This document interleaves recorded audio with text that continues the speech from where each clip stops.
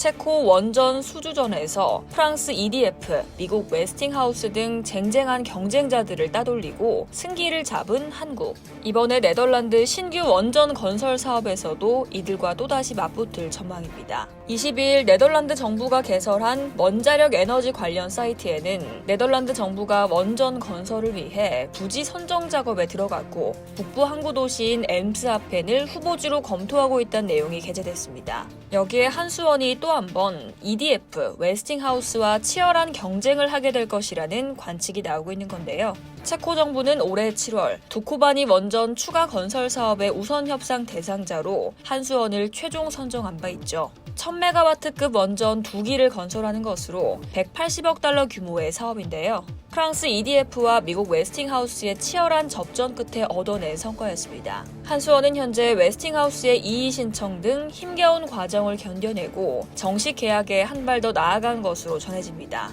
한수원은 내년 3월로 예정된 최종 계약을 위해 계속해 협상을 진행하겠다는 입장이며 체코 당국 역시 내년 3월까지 한수원과의 계약을 마무리하고 2029년부터 건설에 들어간다는 계획입니다.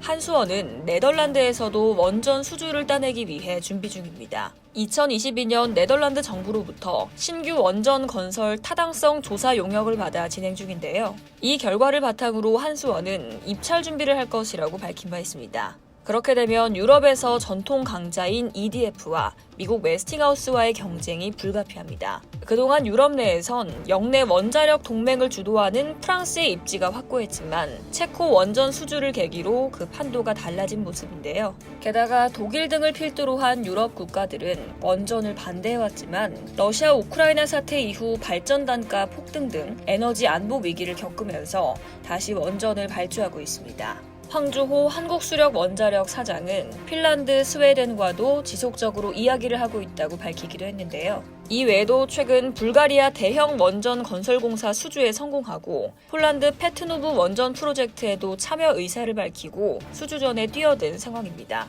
유럽은 한국이 원전 10기 수출 목표를 달성하기 위한 요충지입니다. 산업부 자료에 따르면 올해 6월 기준 세계 가동 원전 416기 가운데 40%에 해당하는 167기가 유럽에 있습니다. 계획된 원전 102기 중에서도 37기가 유럽 지역이죠. 체코에 이어 네덜란드 등 유럽으로 점차 시장을 넓혀가는 데 성공한다면 역내 추가 수주 가능성도 더 커질 것이라는 장밋빛 전망이 나오고 있습니다.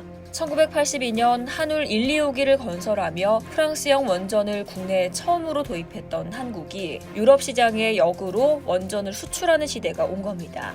이상 여의도TV였습니다.